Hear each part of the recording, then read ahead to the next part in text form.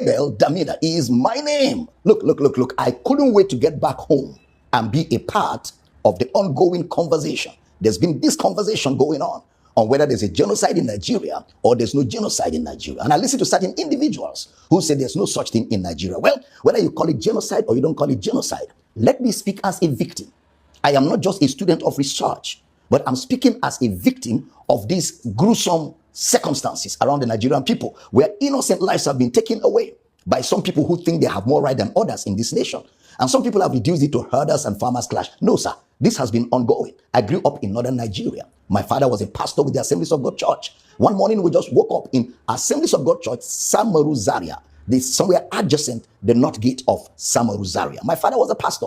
All of a sudden, we woke up in the morning, no provocation, nothing.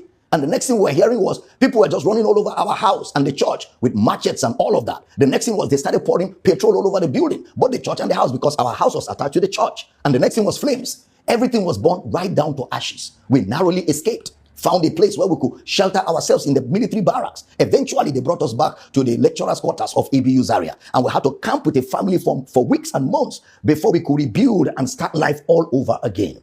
That is long.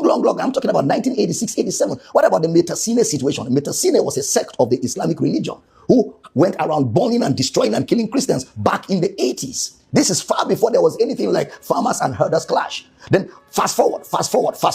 What about in the year 2000, where over 2,000 people were killed in Kaduna? Year 2000. What about the over 300 people that were victims of the Miss World in November 2002? All of them, they were not a part of the Miss World. They were just on their own. Something happened somewhere else and they became victims of it. Lives were killed, houses were destroyed. And whenever they are carrying out this charade, they will be shouting, Allahu Akbar, Allahu Akbar. And they will carry their matches and carry whatever they have. And they will move in their numbers. And everybody on their way that is not chanting what they are chanting becomes a victim. I can go on and on. A few years ago, I was preaching in Kaduna for a great man of God. And I only succeeded in preaching Sunday morning service. After the service, the next morning, as we were preparing for the next service on Monday, the next thing I was hearing was the whole city is on fire. Kaduna is on fire. Please stay in the hotel room. Don't come out. They are burning churches. They are killing everybody. That is how we were stuck in a hotel. Even in the hotel, we were not sure of ourselves because they were going from hotel to hotel, room to room, killing people that were not chanting Allahu Akbar.